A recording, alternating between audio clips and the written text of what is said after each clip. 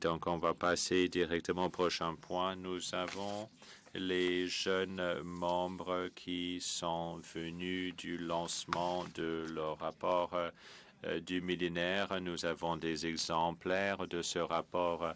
Je vais demander à Wayne de faire le rapport pour le comité des jeunes membres. Alors, vous allez, s'il te plaît, vous servir de microphone. C'est Wayne Fang et il travaille au ministère des Pêches et Océans. Je suis co-président du comité des jeunes membres avec Doug Hager. Moi, je reviens du lancement de ce rapport où on a fait rapport à ceux qui ont participé à notre événement de consultation. Alors, ça a été bien accueilli, bien reçu. Les dirigeants des grands syndicats étaient là pour nous appuyer. Il y avait beaucoup d'appui du greffier, du conseil privé également. C'est formidable. Tout le monde a eu la possibilité d'avoir voix au chapitre et on peut continuer à avoir voix au chapitre. Il y a un hyperlien sur notre site web. On veut savoir ce que vous en pensez. Ce n'est pas tout simplement un rapport qui est limité aux jeunes membres. Non. Un des thèmes conducteurs, c'est que les jeunes membres ne sont pas comme des flocons uniques, les flocons de neige uniques. Alors, les millénaires, alors qu'est-ce qui leur importe? C'est les mêmes choses que pour les autres générations. Un lieu de travail en santé, des possibilités de promotion, une rémunération juste, de bonnes prestations, etc. Alors, on a peut-être l'air divisé, mais on peut s'unir autour de ces enjeux-là. C'est l'impression qui ressort en fait de ce rapport. Et tous ceux qui ont participé à cette réunion, à cet événement ce soir, sont partis avec les mêmes impressions. Il y a autre chose également que je voulais vous dire.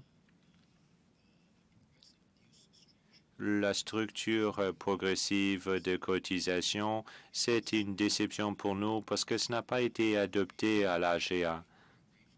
Je suis très reconnaissant. En fait, je suis content de voir qu'on ait pu en débattre, que même ceux qui s'y opposaient ont vraiment participé vigoureusement au débat.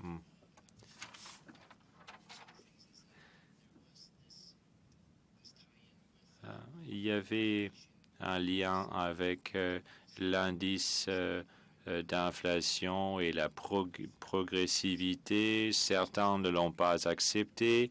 Alors, on devrait peut-être en tirer des enseignements. Il faudrait peut-être améliorer le processus et ne pas baisser les bras quand ce n'est pas adopté la première fois. Avez-vous des questions? All right, thank you very much. Merci beaucoup. Thank you very Merci beaucoup, Wayne.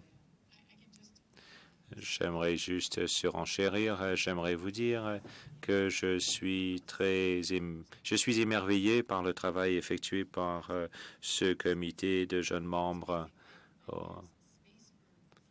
Quand on donne une tribune aux gens pour faire des avancées, pour innover, c'est fantastique de voir ce qu'on peut faire. Il y avait le CNM qui s'est réuni dans cette salle aujourd'hui. Il y avait certains membres qui ont dit, écoutez, il y a certaines inexactitudes dans votre rapport.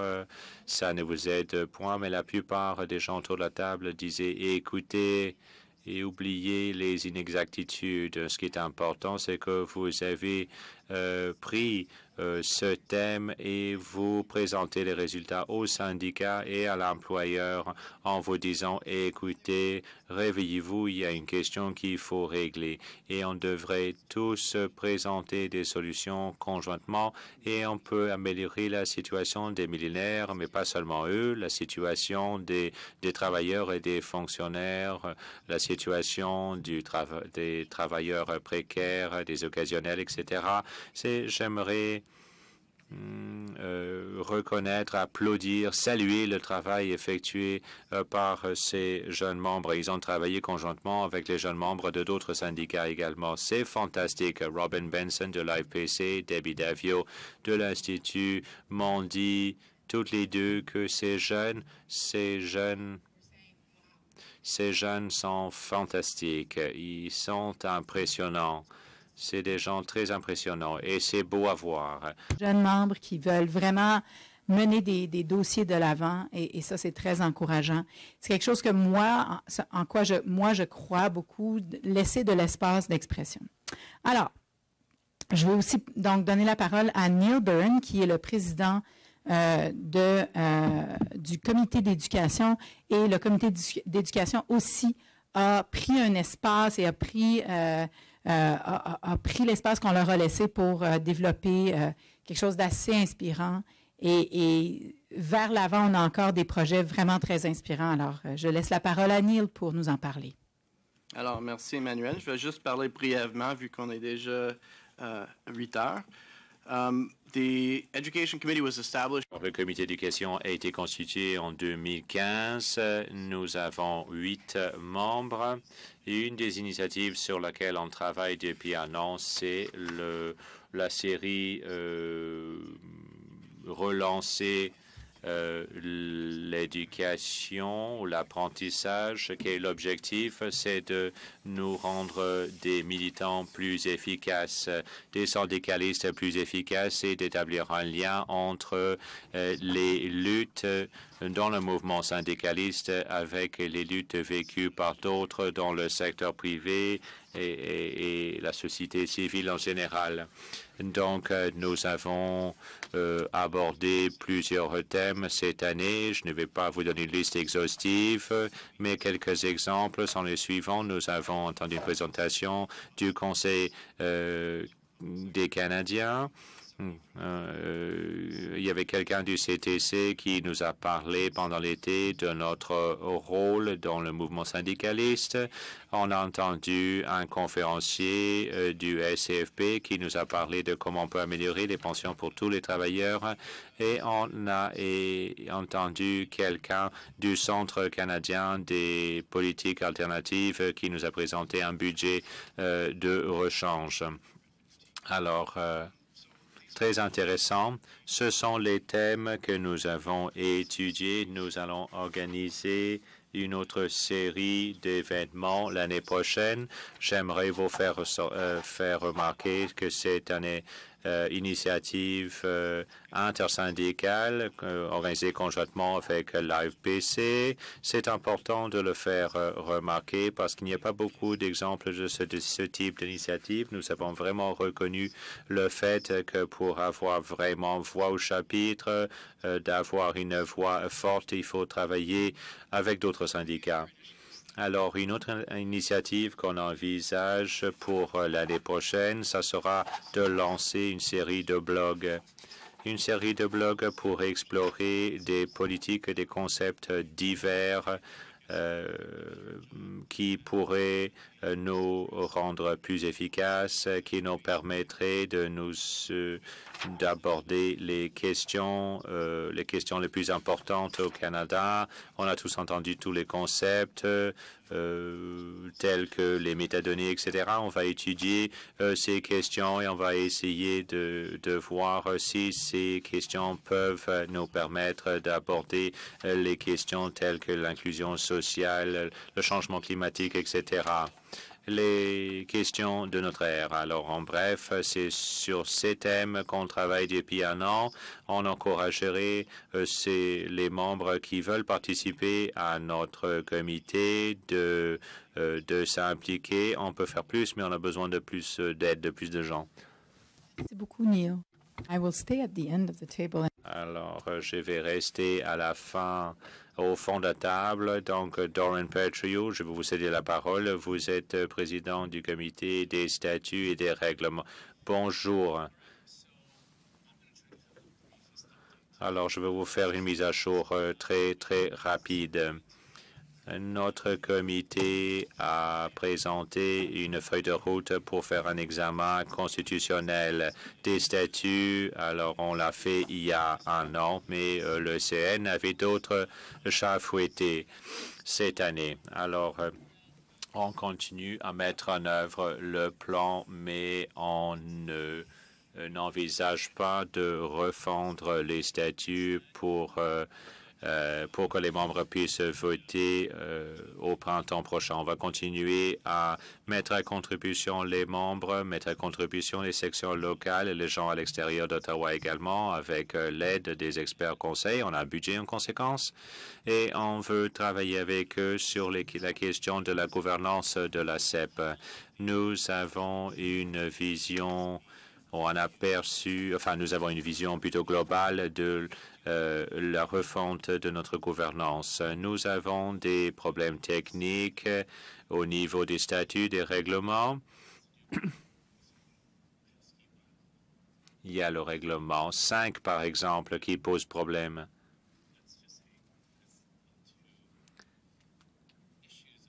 Qui a posé beaucoup de problèmes. Ça a été peut-être utilisé à mauvais escient. Il y a également des dispositions dans les statuts qui ne correspondent pas à la justice naturelle, par exemple. Donc, pendant la période de consultation des membres au sujet de la gouvernance, au sujet de la refonte de la gouvernance, eh bien, pendant cette période-là, le comité va insister sur les règlements techniques, les solutions techniques pour régler les problèmes dans le règlement 5. On espère qu'il y aura quelque chose sur lequel les membres peuvent voter à l'automne prochain. Merci, Doran. Laurie. Laurie Gillis. Laurie Gillis, moi je suis membre de la section locale 514. J'ai une question pour tous les présentateurs. Si vous êtes intéressés à vous impliquer dans les comités, qu'est-ce qu'ils doivent faire ces gens-là pour s'impliquer? C'est une bonne question, dit Doran. En fait, notre comité va appeler pour voir qui serait intéressé à s'impliquer, parce qu'on a perdu pas mal de membres. Alors, selon la procédure, si ça vous intéresse, vous devriez indiquer votre intérêt au CN, mais le CN va savoir que le comité est à la recherche de nouveaux membres. Et moi, je pourrais répondre à cette question en partie, au moins. Actuellement, sur le site Web, si vous cliquez sur la page comité, il y a un formulaire de demande d'adhésion, enfin d'inscription. Il y a toujours un appel proactif pour les volontaires chaque année. C'est normalement au tout début de l'année prochaine qu'on va le faire. Vous n'êtes pas obligé de l'attendre. Confirmez si vous pensez que je suis à côté de la plaque. Je pense qu'il y a un formulaire de demande pour ceux qui veulent participer au comité ou devenir membre des comités. Est-ce que vous voulez intervenir, Wayne? Oui, tout à fait. Nous allons tenir notre réunion mardi prochain. Donc, venez à la réunion. Peut-être vous pensez que le comité de jeunes travailleurs est exclusivement pour les jeunes travailleurs. Non, non, non. Vous pouvez venir pour écouter les enjeux auxquels font face les jeunes membres dans la fonction publique. On a besoin d'alliés également qui appuient les jeunes travailleurs. Moi, je vois beaucoup de gens ici qui nous ont appuyés, même ils ne sont pas de jeunes membres. Alors, on a besoin de l'appui de tout le monde. On a besoin de gens qui sont prêts à participer aux discussions pour les façonner. Alors, la semaine prochaine, je pense que ça commencera à 5h30. Oui, je pense que c'est à 5h30. Il va falloir que je vérifie sur le site Web. On va entendre une présentation de l'Association de stages du Canada. Ils vont parler des questions qui posent les stages non payés. Ces stages existent au sein de la fonction publique fédérale. Non, sans blague. On nous a indiqué la présence, l'existence de stages non payés dans les ambassades. Partout au monde, ça existait dans notre ambassade, à notre ambassade à Washington. Ça n'existe plus. On en a parlé à d'autres jeunes qui ont dit que ça se passait à Ottawa. Ils devaient en fait se porter volontaire pour un travail au ministère de l'Immigration. Ils devraient payer non payés, non rémunérés à une ambassade canadienne en Amérique latine. Ce sont des choses qui se passent. Il faut se sensibiliser à ce genre de situation. Vous allez être très surpris de voir le genre de travail qu'on effectue. Merci, Wayne. J'appuie le comité, même si je suis vieille. Comité de la mobilisation, Jessica.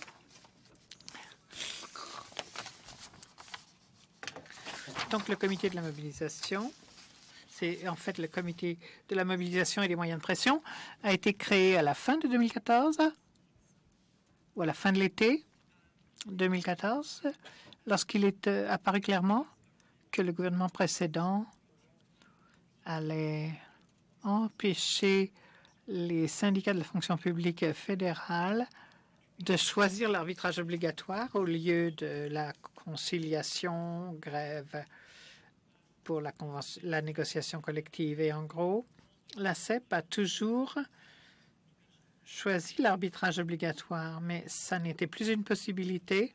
Et ce que cela voulait dire, c'est qu'il va falloir commencer à parler aux membres de mobilisation. Et il y a eu déjà des gens dans le syndicat qui voulaient que le syndicat s'oriente vers un modèle de mobilisation progressive, mais il est apparu clairement à ce moment-là qu'il n'y avait plus, on n'avait plus le choix à ce moment-là. Donc le comité a été créé et je crois qu'il est juste de dire que le comité a organisé un certain nombre d'événements en 2015 et je crois qu'on a réussi à faire comprendre clairement au gouvernement fédéral que la CEP n'allait pas simplement attendre ou suivre les autres syndicats sur leurs pas dans les négociations collectives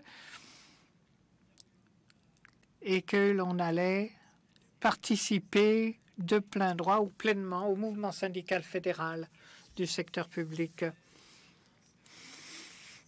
Et le comité se voit aussi dans son mandat comme plus que mobilisé pour la négociation collective, mais c'est l'essentiel tout de même.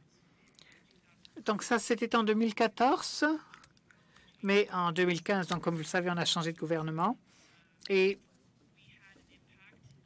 on a eu un effet en tant que sur l'élection fédérale, en tant que mouvement syndical, et après avoir vu l'effet du nouveau gouvernement et qu'il y a eu un changement des attentes de la part des fonctionnaires fédéraux dans tous les syndicats et aussi un peu d'espoir que le ton avait changé de la part de l'employeur, mais il est assez vite apparu que même si le ton s'était amélioré, ce qui était offert par le gouvernement n'était pas vraiment très différent de ce qu'offrait le précédent gouvernement. Donc la mobilisation, le comité de la mobilisation a continué de se réunir cette année et s'est attaché à ce qui semble être l'inquiétude immédiate des membres, c'est-à-dire le congé de maladie et maintenant le temps qu'il faut pour que les conventions collectives soient négociées. Jackie, vous vouliez ajouter quelque chose? Donc, l'autre élément sur la scène fédérale du secteur public, vous l'avez entendu, c'est Phoenix. Donc, on a participé à une manifestation le 1er octobre. On a essayé de se mobiliser tant que possible pour cela. Et l'essentiel à retenir, c'est que la mobilisation, veut que les gens soient engagés dans leur section locale. Il faut donc que ces sections locales soient organisées et s'attachent à la mobilisation à leur niveau et à la façon dont les négociations collectives se déroulent. Je ne sais pas quand nous aurons une entente ou une convention, mais je crois que d'ici l'année prochaine à cette date, on aura une entente et qu'on pourra envisager la prochaine série de négociations collectives. Et on ne sait pas. On ne sait pas de quoi elle aura l'air. Mais entre les cycles de négociation, la mobilisation veut que l'on crée le fondement pour soutenir la négociation collective de du prochain cycle. Donc, c'est penser plus généralement, penser aux questions communautaires, à la solidarité,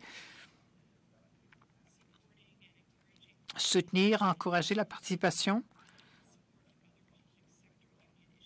des problèmes des autres syndicats de la fonction publique ou du secteur public et les autres questions communautaires comme la lutte, comme le salaire minimum de 15 $ et ce genre de choses. Donc, ce qu'on demande au national, à l'exécutif national, c'est de changer le nom du comité, donc d'enlever les moyens de pression, de le laisser simplement comité de la mobilisation.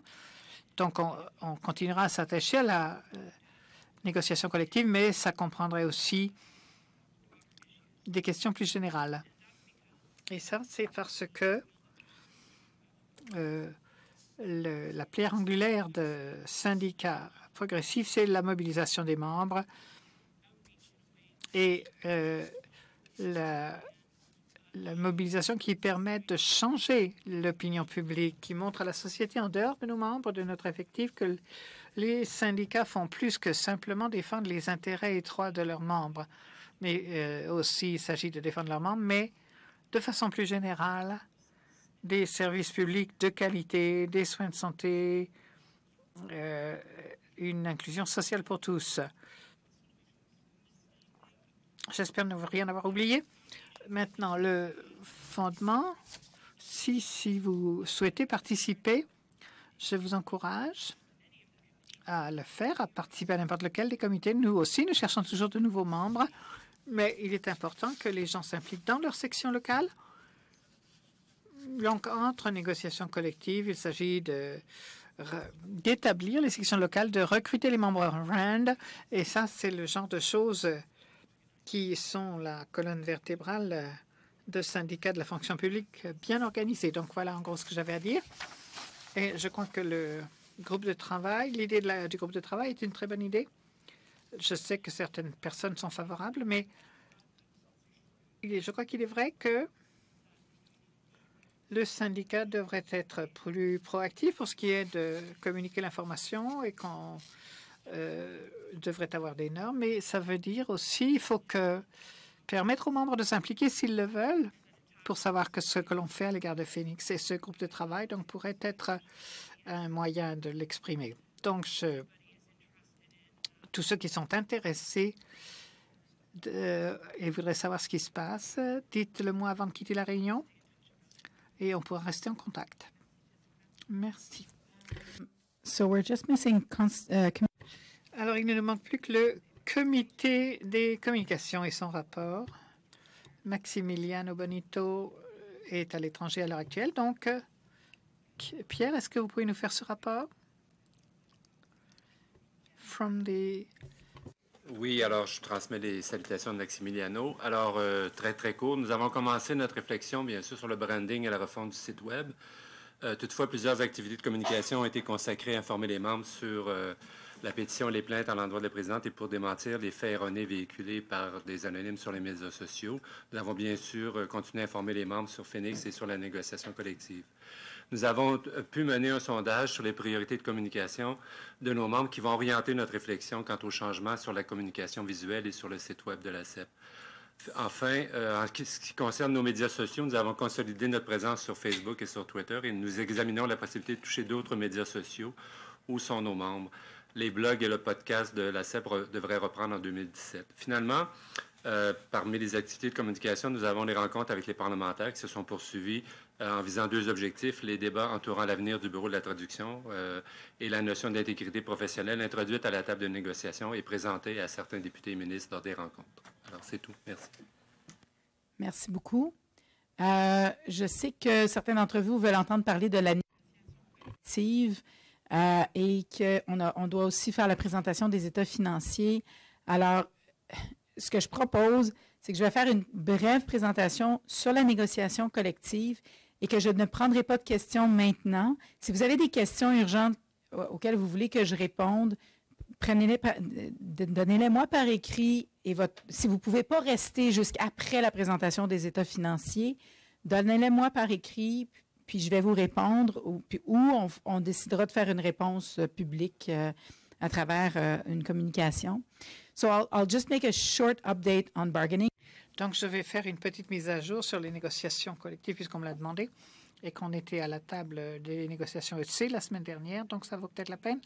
Il y a une petite mise à jour qui a été envoyée aux membres sur ce qui s'est passé la semaine dernière, mais vous voulez peut-être en savoir plus de quoi il est retourné, parce que la communication était assez courte et peu détaillée. Donc, avant la réunion de la table donc de EC, l'employeur nous a laissé croire que le Conseil du Trésor avait quelque chose de prêt pour nous et que ça serait attrayant pour nos membres. Et on nous a fait croire que cela comprenait à la fois des éléments qui faisaient partie de nos priorités, mais aussi une offre assez intéressante sur le plan économique. Alors, lorsqu'ils nous ont présenté le deuxième jour des négociations, le Conseil du Trésor a exclu la possibilité que les EC nous présentent ce qui ça venait sur l'inflation, la progression économique. Alors, on pensait à quelque chose comme 1,5. Puis ensuite, quand ils nous ont présenté ce qu'ils appelaient une offre complète, qui comprenait à la fois les éléments de nos priorités et de leurs priorités, et ce qu'ils voyaient comme augmentation économique, on a vraiment été très en colère. Toute l'équipe était choquée parce qu'ils ont présenté, ils ont offert 0,75 d'augmentation annuelle. Et on a estimé que c'était insultant. Et en plus de cela, dans les priorités qu'on avait, nos principales priorités étaient l'intégrité professionnelle, donc ce que j'appelle les conseils sans crainte, donc nous assurer qu'on puisse donner des conseils vraiment sans crainte, axés sur les preuves, sans craindre qu'on nous impose ce que devraient être nos conclusions ou sans être punis pour avoir osé parler proposer des choses qui sortaient de l'ordinaire et non pas qui correspondent à ce que l'on dit politiquement. Donc, l'une de nos priorités, les questions de harcèlement, élargir la définition de harcèlement dans la convention collective qui parle seulement de harcèlement sexuel, les questions concernant l'accumulation de congés annuels plus tôt, donc après 5 au lieu de 8 ans. Donc, ce sont nos principales priorités et aucune ne figurait dans leur offre soi-disant complète. Et cette offre complète comprenait une définition légèrement élargie de la famille pour les congés de nature familiale, qui sont en fait une décision judiciaire. Et ce n'est pas parce que quelqu'un indépendant ne vit pas sous votre toit que ce n'est pas une personne pour lequel vous devez pouvoir assumer des responsabilités familiales. Donc, tout ça pour dire que l'on a eu diverses options, qu'on pouvait se dire, bon, ben là, on peut déclarer l'impasse, on n'est pas allé en arbitrage, mais parce qu'il n'y avait rien de nouveau qui se présentait, on s'est dit que c'était peut-être pas le bon moment pour le faire. Donc, on a décidé de faire une contre-offre complète à notre façon. Donc, on l'a fait, mais la limite c'est demain. Donc, si l'employeur ne nous revient pas avec des choses intéressantes ou des questions intéressantes et pour discuter ce qui est sur la table, on va devoir penser à ce qu'on fait ensuite. Et donc, il va falloir réfléchir sur ce qu'on fera ensuite.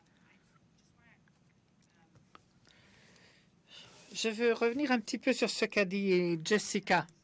Je crois que de nombreux membres ont souvent pensé qu'il vaut toujours mieux choisir d'aller en arbitrage, c'est-à-dire permettre à un tiers de décider de ce que sera notre convention, plutôt que d'être en position de devoir faire grève pour obtenir ce qu'on veut. Alors, l'un des aspects clés et que les gens ne regardent pas nécessairement, c'est que quand on décide, on dit « ce que je veux, c'est l'arbitrage ». En fait, ce que vous dites, c'est « ce que je veux, c'est signer, entre guillemets, un chèque en blanc à mon équipe de négociation parce que je n'ai pas accès à l'information de ce qui se passe à la table tandis que le processus se déroule et avant la fin. Lorsque la décision arbitrale, s'il y a une entente de principe, je verrai si je suis d'accord avec, mais quand je donne mon avis dans un sondage et le moment où je vote sur l'accord de principe ou que l'on m'impose une décision arbitrale, je ne pourrai pas obtenir de l'information sur ce qui se passe à la table de négociation. Mais c'est comme ça que l'arbitrage fonctionne. Et c'est ce qu'on nous a dit au moment où je disais qu'on devrait avoir davantage de négociations axées sur les membres. Mais quand vous allez en arbitrage, en fait, il n'y a pas d'échange d'informations entre le processus de négociation et les membres. Donc, voilà le genre de choses que les membres ne savent pas nécessairement lorsqu'ils décident de la voie à choisir, c'est-à-dire d'aller vers la conciliation, grève ou l'arbitrage. Et par ailleurs, il n'y aura jamais de gain précis, sauf peut-être financier, comme on l'a fait à la dernière série de négociations, c'est-à-dire obtenir une augmentation supplémentaire parce qu'on avait un ensemble solide pour les salaires, mais pour les autres éléments, on ne peut rien obtenir par l'arbitrage.